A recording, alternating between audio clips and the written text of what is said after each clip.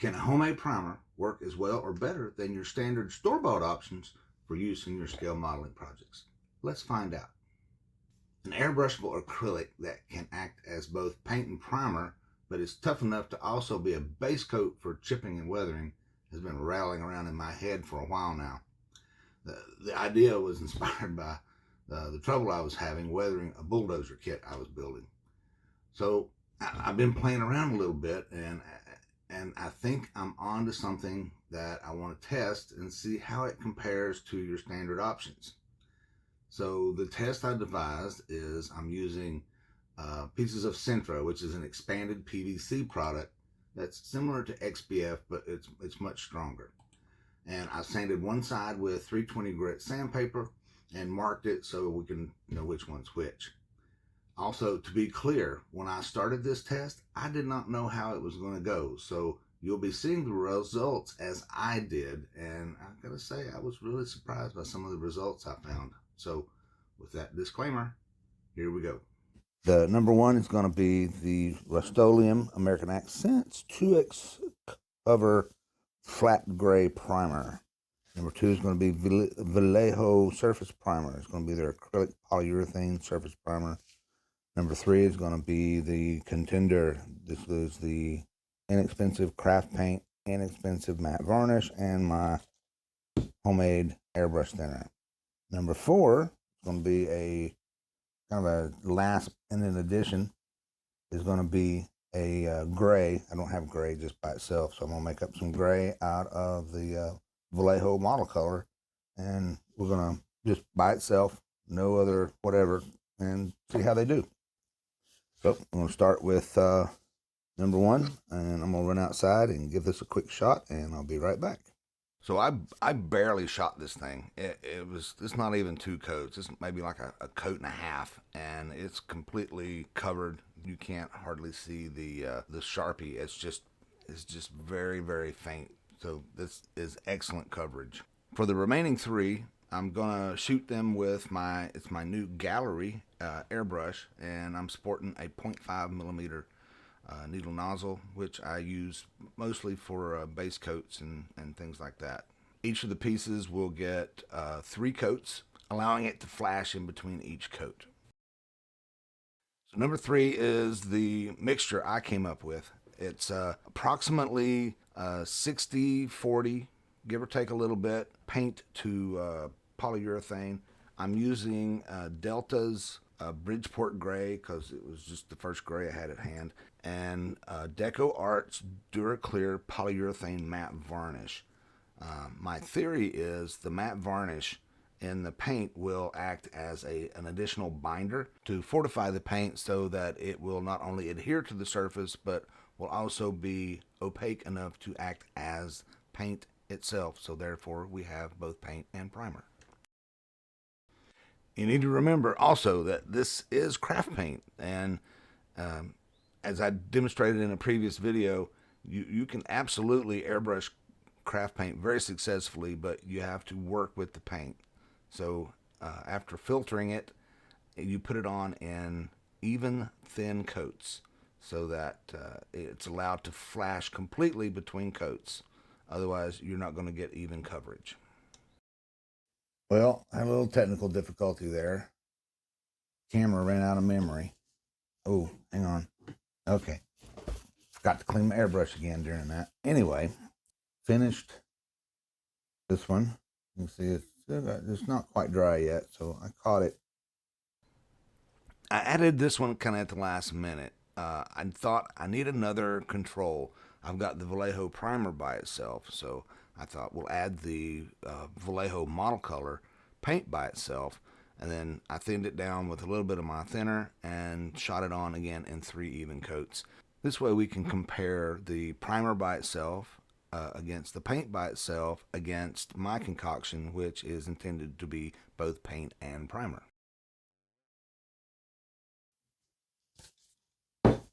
Alright, so here's what we've got so far. These are all freshly sprayed and just barely air dried. So they need to cure for, we're gonna give them at least 24 hours. before we start subjecting them to different tests. So that was actually more like 48 hours. So it's been a couple of days since I sprayed these. So just coming back with initial observations of what we've got here. Um, this is the spray can primer. The coverage is excellent. It's the best of the four, and you can't hardly see the S. It's just bare. I don't know if you could make it out on camera or not. Maybe just a little bit, but it has a texture to it that's, I don't know. It's dry, but it's also tacky. Is the, I guess, the right word. It has a little bit of tackiness to it that, it makes sense if whatever you want whatever to go on here next to stick to it, then a little bit of tacky is not necessarily a bad idea. So that's, so far, best coverage is that one. So this is the just the Vallejo surface primer, acrylic polyurethane. Of the four, the coverage was the least on this one, as you can see clearly. But and all, it also has that, just not as much as this one, but it's just very, very slightly tacky. And again, uh, um, probably probably part of the design of the product, so that the next, whatever you put on it next, will stick.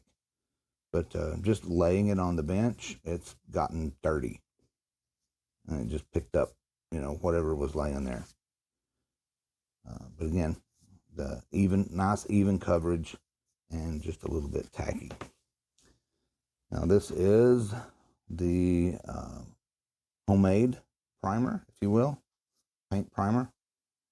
The coverage is good coverage, really good coverage on the factory side, but on this side, I don't know if the camera will pick it up or not, but it's just a little mottled. Uh, and this was probably an error on my part in the way it was sprayed. It looks like either the first or the second coat was a little too heavy, and it started to separate. It's not the right word, but yeah, well, yeah, it started to separate. So needed to, this side over here is perfect. It's excellent coverage. They had the same number of coats. I just flipped them over. So this one is, that's an error on my part as far as the application goes. There's a video I made about how to get the best results with craft paint. Just, you're working with the product and using the characteristics of the product to get the best results. And I'll put a link to that either up here or down in the description. So, and this is just the model color. It's mostly white with a little bit of black to make it gray. And the coverage is excellent. It laid down very smooth, very even. Although just laying it on the bench, there's a little bit of just damage. You can see where it's just scratched really easy. But yeah, very good coverage. So I guess now we're going to go to the toughness of the finish, and the implements of destruction I've chosen are an X-Acto knife with a number 10 blade, some 320 sandpaper, and we're going to do a little wet sanding with some 600 just to see how they perform. And I'll set that up and we'll be right back. All right, so, and this is the sanded side. This is the factory side. I'm just going to do, it's not going to be heavy. I don't want to, not trying to remove the paint. I'm just going to see how easy it is or difficult it is to remove. I'm just going to do some light scraping.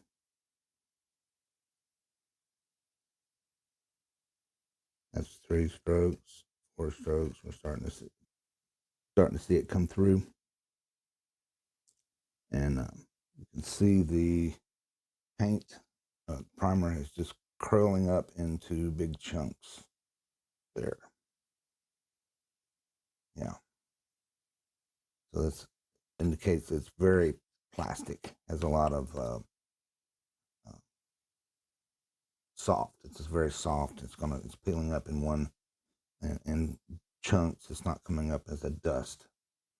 So we'll try the Vallejo primer.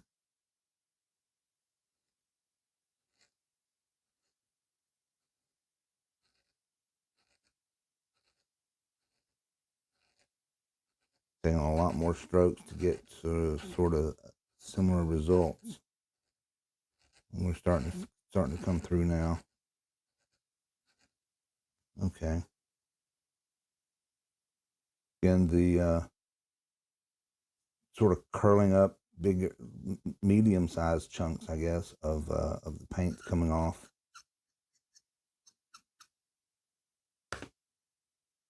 And this is the craft primer.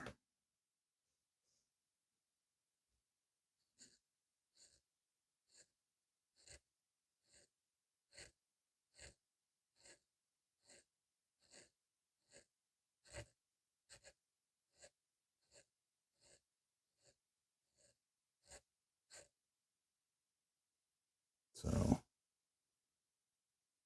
it's even, the particle size there is even smaller. It's coming up more almost as a powder.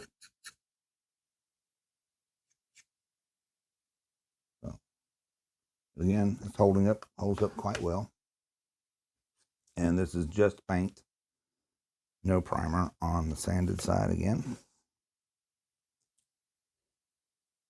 Oh, that's one scratch, and we're already through.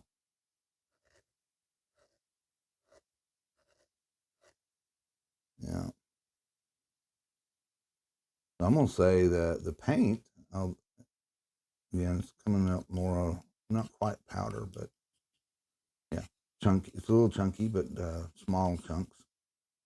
But the paint held up better than the spray can primer. So let's move on to the 320 sandpaper. So get a fresh spot here.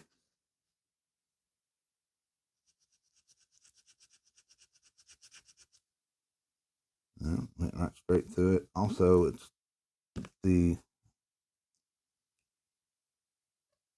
I don't know how to explain it.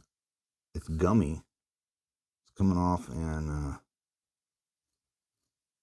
it's caking up.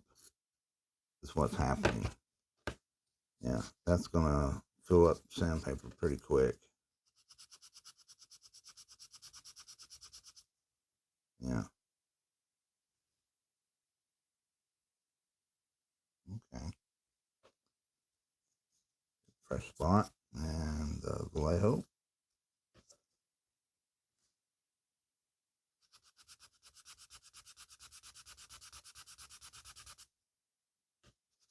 That's holding up better than the spray can.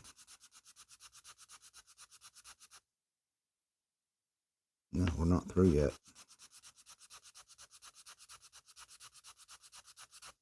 And it's coming up as a dust. Now we're starting to break through a little bit. But it's coming off as a dust, which means it's not coming off in layers. It's coming off in particles. So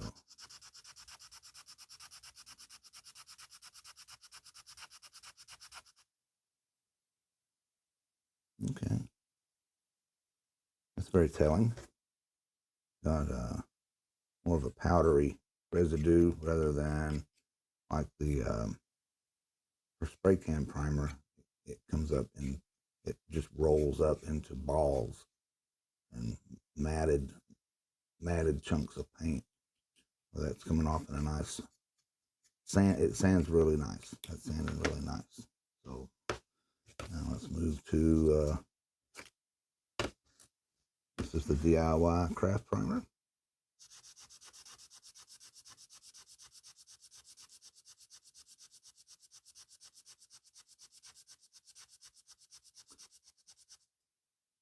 went through, I don't know, maybe about the same as Rust-Oleum.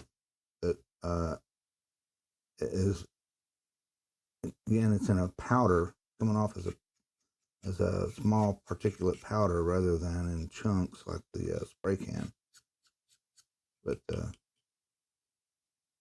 still, so far the Vallejo is the best, and I suspect it's going to stay that way. But let's try. This is just paint, Vallejo paint on, again, on the sanded side. Yeah, already through.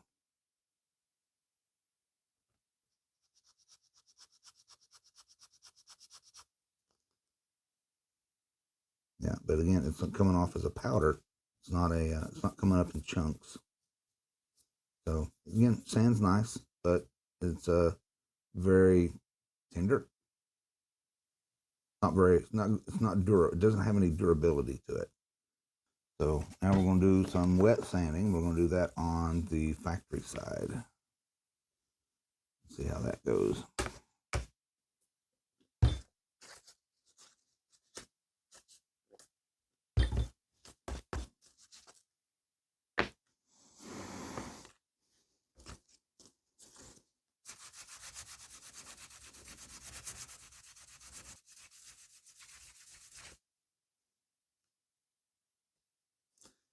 So,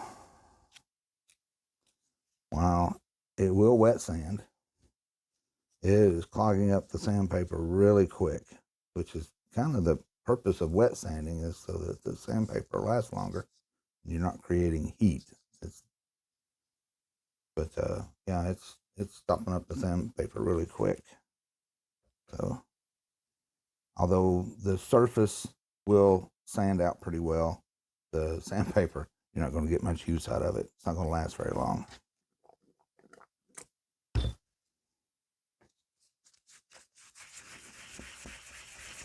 That's much better. That's good performance there. You can see the sandpaper is not clogged up. Got a good sand there, and again, that's, well, hang on.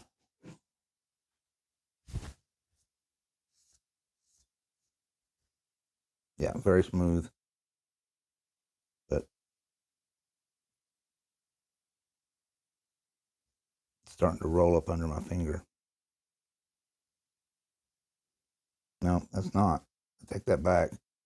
That is not a very good. That's the results here were better than here. You can see it's coming up and it's not adhering very well there.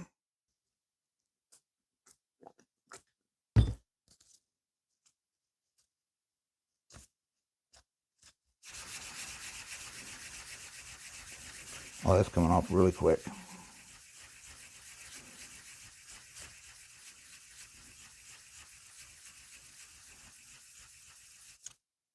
But again, it came off in particles, small particles. But that is very smooth. That's very smooth. It's not rolling up under my fingers like the Vallejo did.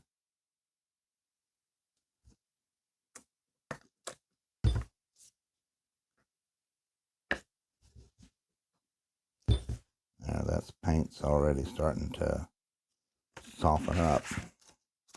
That's immediate. That's immediate. Although it is sanding. It's performing. Yeah.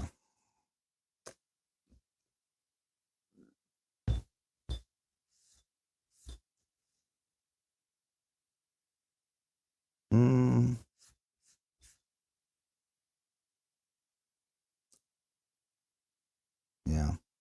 Not quite to the performance of this. So yeah, that's third place, fourth place as I predicted.